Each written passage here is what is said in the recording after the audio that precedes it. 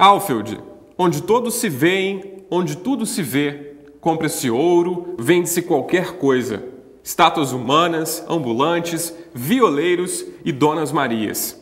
Tipos folclóricos renováveis. Alfield, Henrique e Francisco, a rua e o parque. Um desafio constante, ao olhar, um exercício do ofício. Um contexto ideal para se soltar o traço. Esse é um dos trechos do livro Vide Urbe. No Culto Circuito de hoje, eu converso com Gerson Guedes, juiz forano, artista plástico, professor, pintor e escritor, que fala hoje sobre seus mais novos trabalhos. Gerson, seja muito bem-vindo ao Culto Circuito.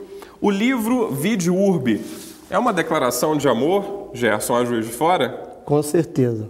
Quero agradecer ao pessoal todo aqui do Culto Circuito por essa nova vinda aqui, ter essa oportunidade de falar sobre o livro, sobre a exposição. Ela é o que eu considero até mais do que uma declaração de amor, porque ela é uma declaração de amor coletiva, né? Eu queria muito que as pessoas, nesse momento, elas fizessem uma reflexão visual sobre a cidade. Porque a cidade vem passando por uma transformação muito rápida na sua arquitetura, nos seus costumes, né? Na economia, o lado social. Então, eu concentrei até o livro em 162 páginas com referência aos 162 anos da cidade. Porque o que eu fiz? Eu reuni várias exposições. Há 30 anos que eu sempre pintei Juiz de Fora, e Juiz de Fora sempre foi a minha força motriz para a produção plástica. E depois dessa produção plástica, eu me enveredei pelo caminho da literatura, porque eu gosto muito, eu acho que quando você escreve antes de produzir a parte não verbal, ela facilita o seu caminho e facilita a compreensão do espectador. Então, essa conjunção de linguagens que estão aí no livro, que é exatamente a história, o que eu chamo de uma aventura literária, e essa coisa da imagem, ela é muito forte. Então, ela pretendo com o livro levar as pessoas no que eu digo vide urbe, é ver a cidade. Isso que eu ia te perguntar, ver a cidade de que forma? De que forma você enxerga a cidade, Gerson? A cidade, por exemplo, no último censo, dos 516 mil habitantes de Juiz de Fora, foi constatado que nós temos 1/3 da população que não é nascida aqui, sem considerar também a população flutuante. Então, é uma cidade que ela tem um trânsito enorme de pessoas. E as próprias pessoas que aqui nasceram, muitas, por exemplo, não têm noção do seu pioneirismo, da sua importância no contexto histórico nacional. Até muita gente se pergunta, a questão é Juiz de Fora, não é? Quem foi esse Juiz de Fora? O porquê desse nome? Então, através de imagens e através dos textos, né, com a colaboração de muita gente que participou nessa orientação desse trabalho, eu tento levar não só um pouco da minha história, dessa relação com a cidade, que eu venho registrando durante todos esses anos, mas também essa questão da história. Você sempre fez pinturas relacionadas à cidade de Juiz de Fora. Como que a literatura, a poesia entrou na sua vida? Há aproximadamente 3 anos, eu fiz um mestrado em letras, né? Onde eu quis estudar, correlacionar a questão da ilustração com a narrativa no romance. E isso foi uma experiência muito interessante. Eu descobri uma autora, a Ana Miranda, que ilustrava os seus próprios livros. Então eu senti que como uma pessoa, ela faz essa ligação, jamais, via oral, ela vai conseguir transmitir para o ilustrador tudo aquilo que ela pensa da narrativa. Então, quando ela mesmo que ela não disponha de recursos, né, assim, gráficos, né, ela consegue passar isso de uma maneira muito forte. Então, eu comecei a associar essa coisa, porque eu já fazia anotações. Se você pega, por exemplo, na história, Pedro Nava tinha uma coisa muito interessante. Ele desenhava os circuitos, os trajetos, e isso lhe possibilitava. A partir daquele momento ele fazia uma narrativa muito figurativa. Ele te coloca perfeitamente dentro dos cenários. né? Ele é um dos mestres nesse jogo entre imagem e texto. Então, eu achei isso muito interessante. Então, eu comecei a pegar as coisas que eu anotava para poder traduzir de maneira plástica. Então, eu comecei a usar isso como um texto base para a produção. Então, vinha o texto, do texto eu ia para o estudo, o desenho e o esboço, conforme eu estava conversando com você, né? Sempre usando a caneta esferográfica. Porque a caneta, ela tem um erro. E esse erro que fica registrado, ele nos aponta saídas para a composição do trabalho. Então, isso eu acho sempre uma coisa bem interessante. E contribui pela originalidade do trabalho, né? É lógico, é lógico. A gente tem aqui um exemplo de uma poesia do Gerson, está logo aqui embaixo, e ao lado um desenho esboço que você chama, né? Que é um rascunho, na verdade, para se transformar nessa pintura aqui. Não é isso, Gerson? Isso. Eu acho que assim,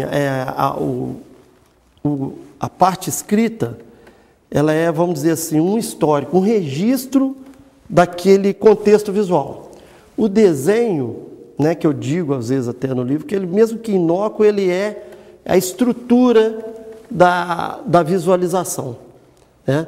E a cor é a energia que você sente do lugar que você está trabalhando, não é? Então, certos lugares, né, isso é uma coisa também que eu acho muito interessante, certos lugares são como as pessoas também.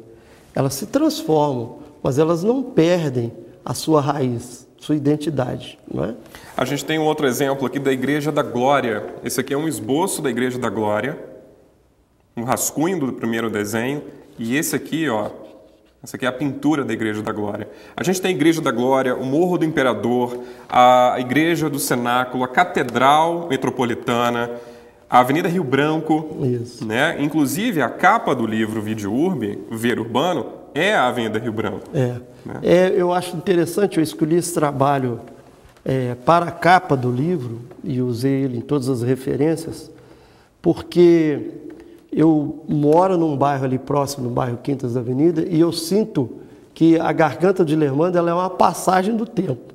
Quando você atravessa aquilo, você enxerga aquela cidade de cima, a cada dia se multiplicando, esse crescimento vertical. Porque Juiz de Fora também teve uma coisa muito interessante, quer dizer, se você pegar até 1950, por aí, meados do século XX, ela teve um crescimento vertical mais na parte central. Aí depois ela se expandiu horizontalmente e hoje você vê essa verticalização mesmo nos bairros. E o livro, ele põe muito, e a exposição principalmente, ele põe em xeque essa questão. Como que nós vamos fazer para preservar esses ícones arquitetônicos nossos? Se você pegar, por exemplo, a Praça da Estação, a Catedral, o prédio do Paço Municipal no centro da cidade, Parque Alto, Igreja de São Sebastião, Igreja do Cenáculo, eles vão ficando sufocados por essa nova arquitetura. Não é que ela é necessária, isso é uma coisa que não... É como lutar como a informatização das coisas, é um processo.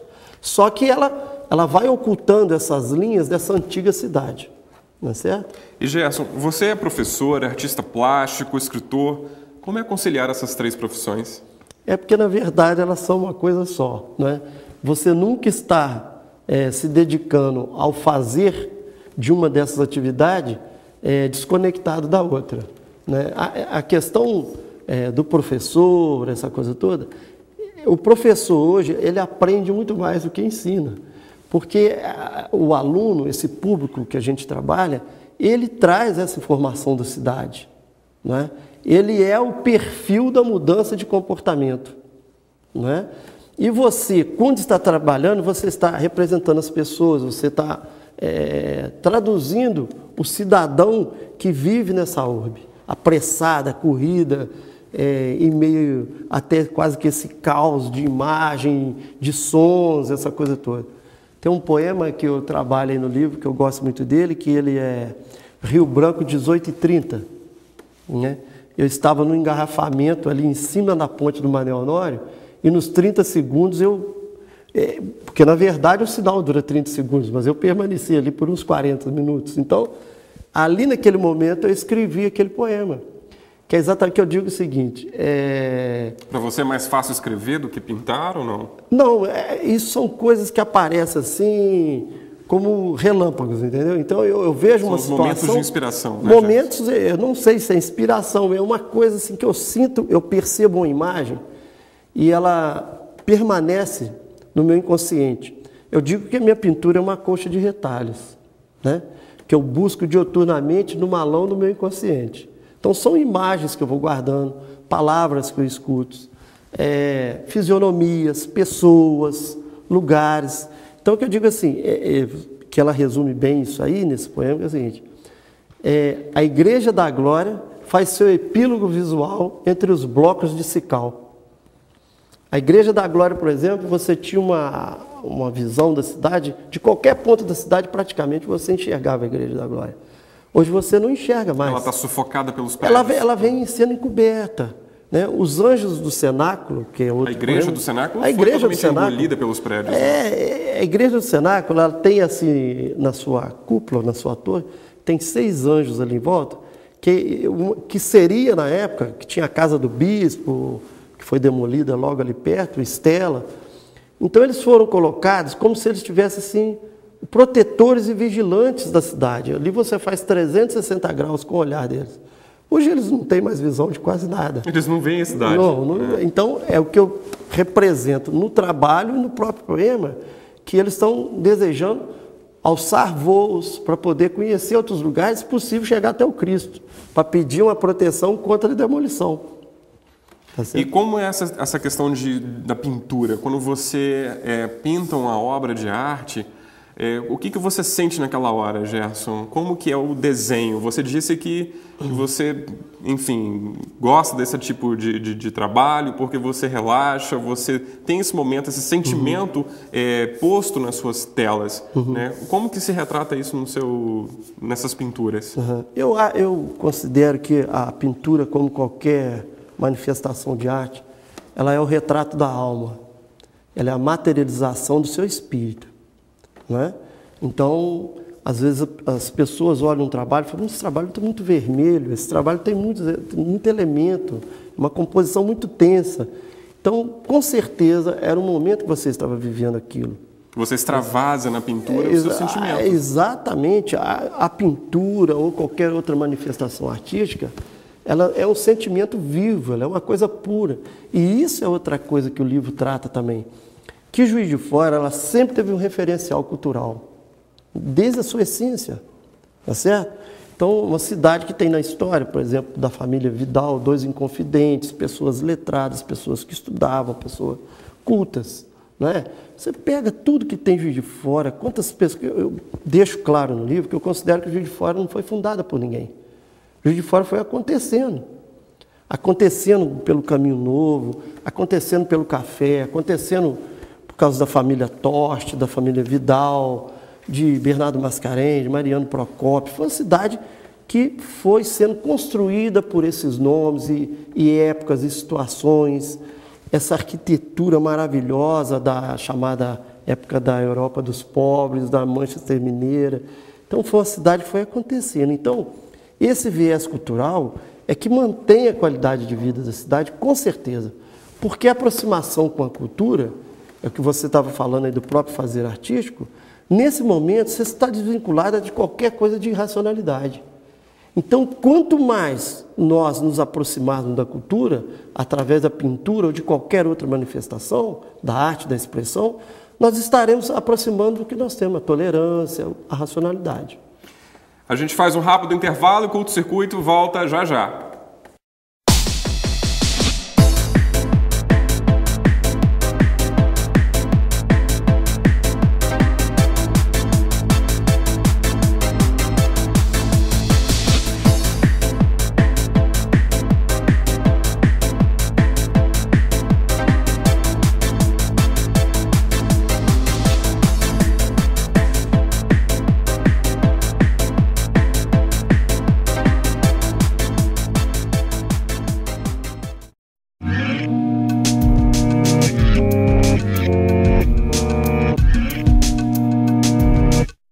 Voltamos com o Culto Circuito. Hoje eu converso com o professor, artista plástico e escritor Gerson Guedes. Gerson, a poesia é novidade na sua carreira ou você já exercia? A poesia, assim como o desenho, né, é uma coisa autodidata. Quando eu comecei a desenhar de fato, ainda menino, um engraxate, e não tinha o movimento que eu precisava, então eu estava desenhando, eu estava escrevendo.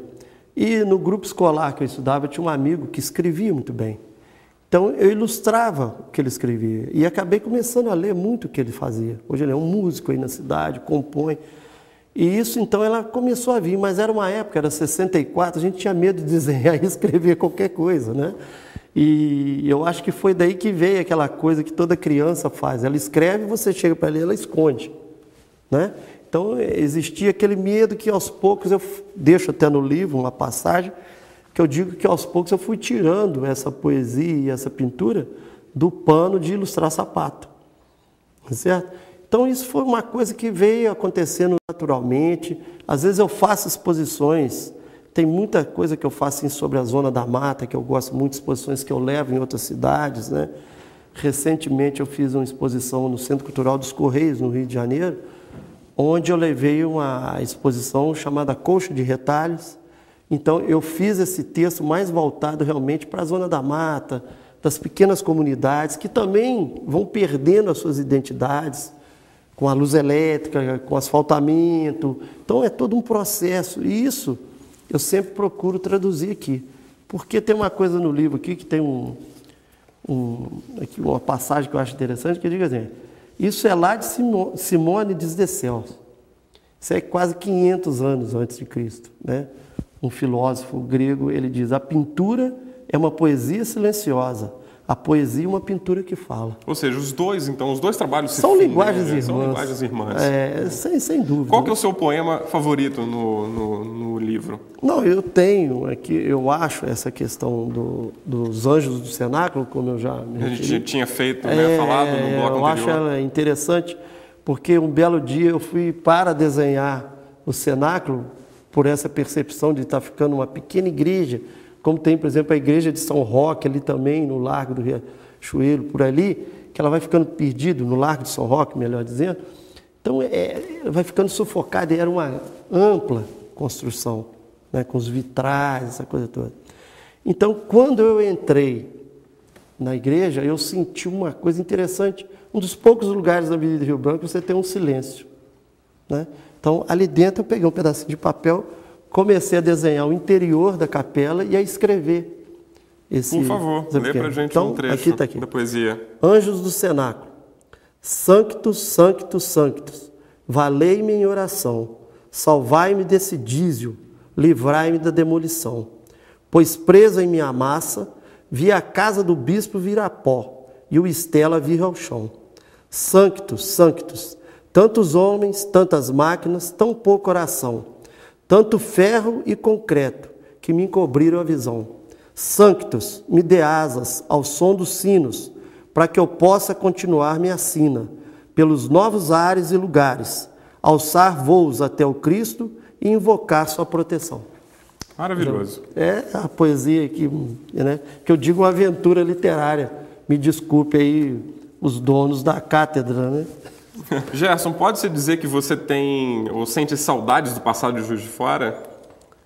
Não, eu interpreto que eu vou me adaptando à cidade, entendeu? Eu acho magnífico como que a cidade vai se transformando, né?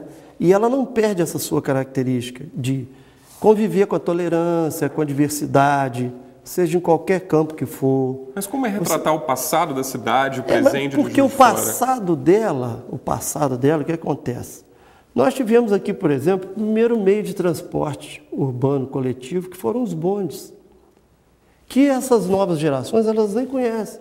Ele foi um grande responsável por essa expansão demográfica da cidade, certo? Nós temos aqui, por exemplo, a primeira imagem de um Cristo do alto do muro.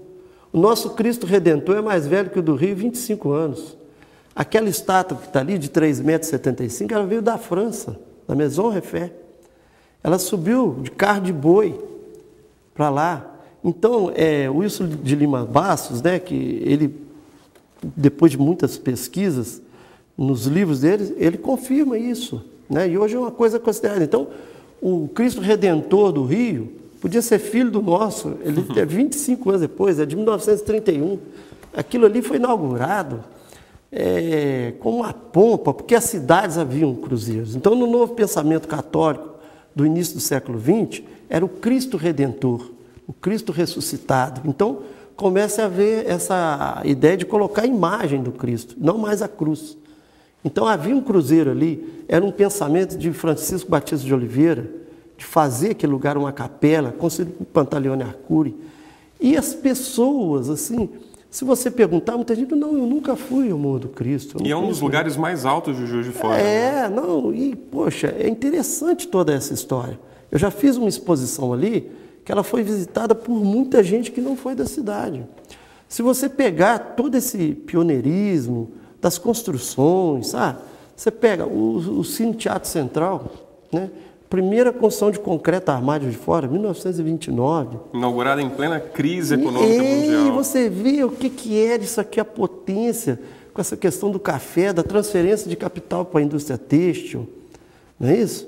Então você vê o museu, o segundo acervo do Império, né? As diligências, a Estrada União Indústria, a energia elétrica. Então é um passado que você não pode ignorar. E que, assim, acho até que ele é pouco trabalhado dentro das escolas. As escolas têm que trabalhar esse passado, porque quem não conhece não preserva.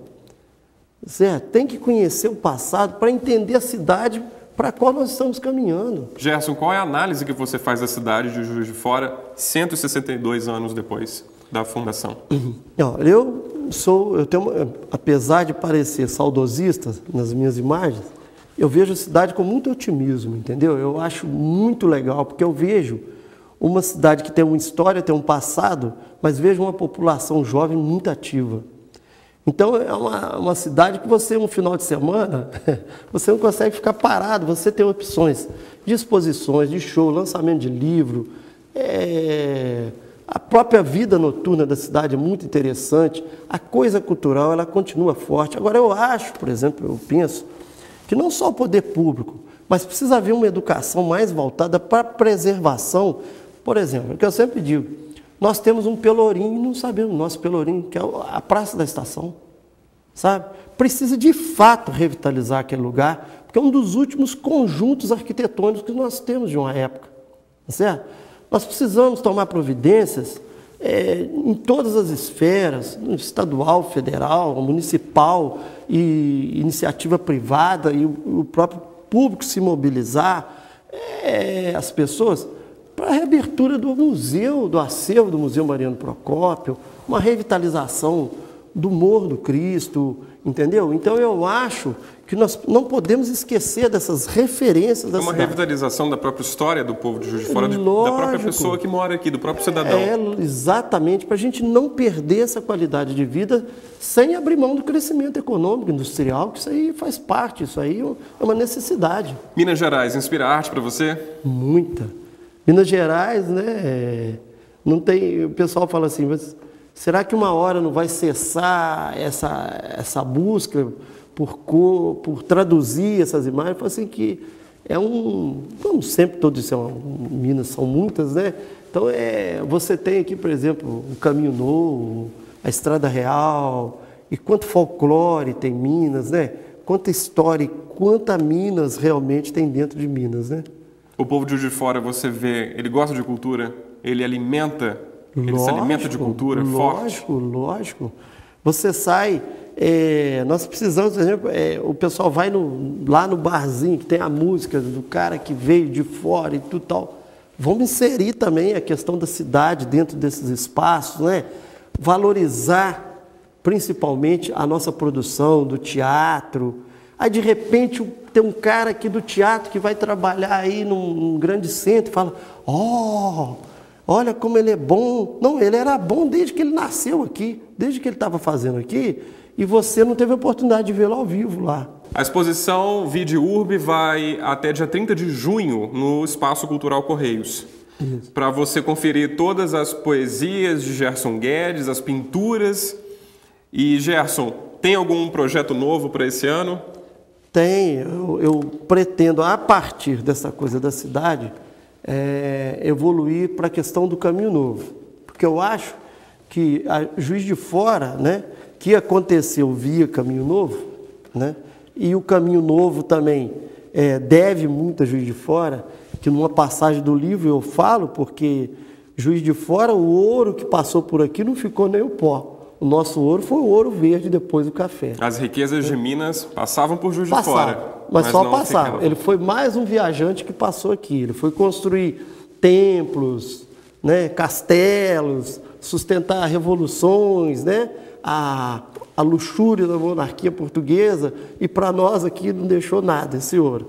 Então eu acho que Juiz de Fora está inserido e com muita importância. Isso vai ser um livro de poesias também? Eu pretendo trabalhar essa questão do Caminho Novo, sabe? Então ele tem assim muita coisa forte de imagens e relatos interessantes e de fotos antigas. Então eu já penso numa coisa nesse sentido. Obrigado, Gerson, pela sua participação no Culto Circuito. Eu é que agradeço a vocês aqui a oportunidade. É um prazer enorme sempre estar aqui com vocês. Porque vocês, conforme eu disse aqui, a juventude, né? Eu me sinto muito à vontade aqui e acho que esses espaços que são dados aos artistas, a quem escreve e tudo que vem acontecendo na cidade, né?